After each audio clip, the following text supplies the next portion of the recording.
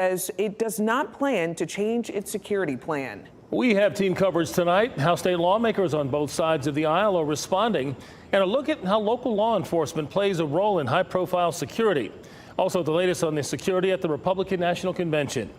We begin at the White House, and within the last 2 hours, President Biden addressed the nation from the Oval Office. He expressed support for Donald Trump and for his family, and he called on the country to, quote, lower the temperature in our politics. I spoke with him last night. I'm grateful. He's doing well, and Jill and I keep him and his family in our prayers. A former president was shot, an American citizen killed, while simply exercising his freedom to support the candidate of his choosing. We cannot, we must not go down this road in America. We've traveled before throughout our history. Violence has never been the answer. The president ended by calling on Americans to unite as one nation despite having differing political views. I spoke with Democratic State Representative Brandon Lofton from Mecklenburg County minutes after Biden's address to get his reaction. I thought he immediately struck the correct tone by unequivocally stating that violence has no place in our politics, period. And he kept coming back to that point. He emphasized that we should engage each other as neighbors and not as enemies. And that we should remember that, yes, in a democracy, we have healthy disagreements, we have healthy debates, but the point is that we're able to solve those through the ballot. Lofton also said what happened was not just an attack on a former president, but on democracy itself. Former President Donald Trump touched down in Milwaukee earlier this evening, several hours after a bullet clipped his ear in Pennsylvania. In a statement on social media, he said he considered delaying his trip to Wisconsin for the RNC by a few days. But he said ultimately he couldn't allow a potential assassin to change his schedule. Donald Trump is not expected to speak until Thursday, which is the last day of the convention. The Republican National Convention starts tomorrow. That shooter was identified again by the FBI as 20-year-old Thomas Crooks. Agents say he was armed with a semi-automatic rifle registered to his father.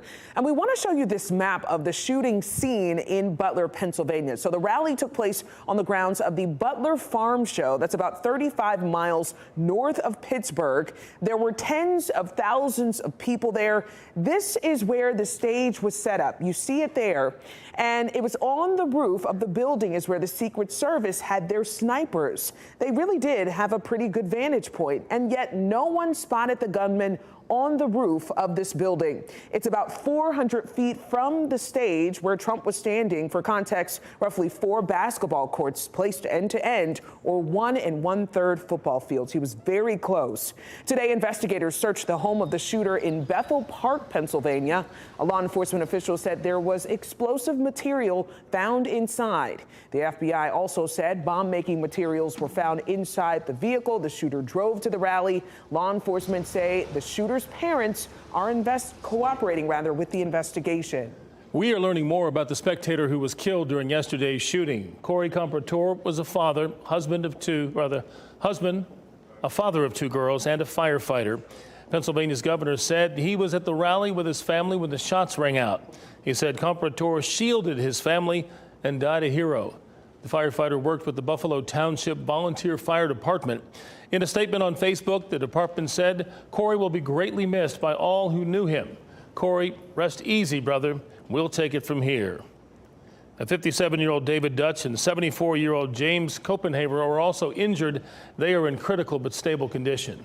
When it comes to presidential security, Secret Service is top of mind. However, local law enforcement also has a role to play in keeping presidents and candidates safe. The Wake County Sheriff's Office underwent training for high-profile visitors just a few months ago. WRAL's Carly Haynes is joining us live at the Sheriff's Office. Carly, how are they taught to prepare? Lena, the Wake County Sheriff's Office needs to know all perceived threats and where that high-profile person is going to be at all times. North Carolina is a swing state. It's going to be home to a lot of visitors, so that training is crucial.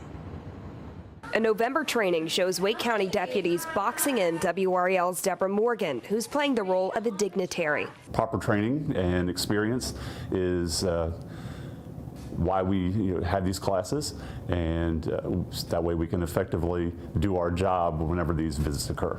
The course, put on by the Diplomatic Security Service, shows how local agencies should respond to threats against a high-profile visitor. It was 4 days of close protection, keeping somebody safe, identifying and engaging threats, and getting our protectee out of the area. And North Carolina will likely be home to several campaign events between now and Election Day. Because the last thing you want to be is that city, county, or area that is known for an event to happen. Nash County Sheriff Keith Stone says local agencies have to be prepared to work with Secret Service, taking on roles like escorting, maintaining security checkpoints, or securing a building. Be on the same page of training and the same models so that these mishaps do not happen. Recently sending some of his own to a statewide training for this very scenario. Different agencies gearing up to monitor, protect, and assist as soon as a VIP comes their way. Until they leave our area of responsibility, we're going to keep them safe. And the Wake County Sheriff's Office is continuously training to make sure they're prepared. They're also constantly looking for new training opportunities. Carly Haynes, WRAL News, live in Wake County. Messages of support are pouring in from both sides of the aisle after the former president and 3 supporters were shot yesterday. North Carolina lawmakers are expressing deep concerns on the eve of the convention in Milwaukee. WRAL's Julian Grace is live at the legislative building with the story. Julian? Well, Gerald, as you know, this comes at a critical time as we head into the last 4 months of the presidential campaign.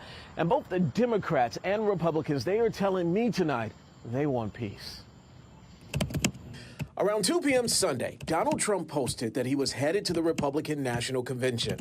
Then by late afternoon, his plane touched down in Wisconsin.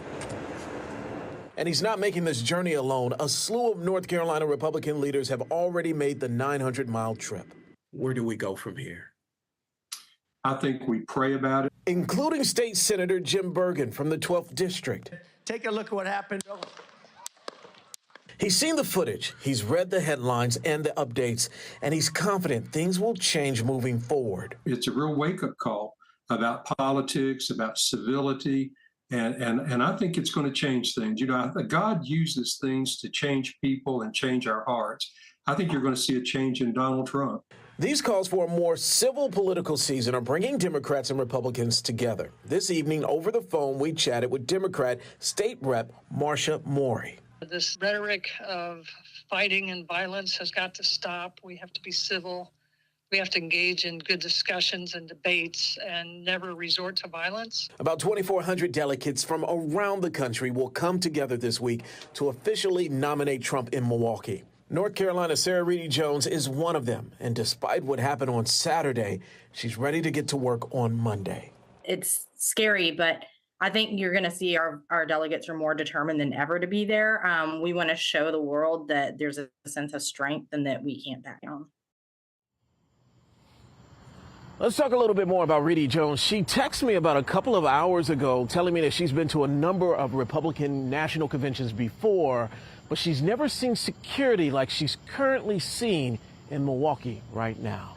For now, reporting in downtown Raleigh, Julian Grace, WRAL News. Very interesting. Yeah. Tonight, we also talked to former state Supreme Court Justice Bob Orr. The one-time Republican, now independent, called on both sides to be a better example for voters. Supporters of Donald Trump will take their cue from him. Supporters of President Biden will take their cue from him. And so this is an opportunity for both of them to demonstrate the kind of unifying leadership that the country so desperately needs. Orr says Republicans will have a major opportunity at the convention to strike a new tone. Tomorrow, Lester Holt will sit down with President Biden for an exclusive one-on-one interview. You can watch a preview on NBC Nightly News tomorrow at 6:30.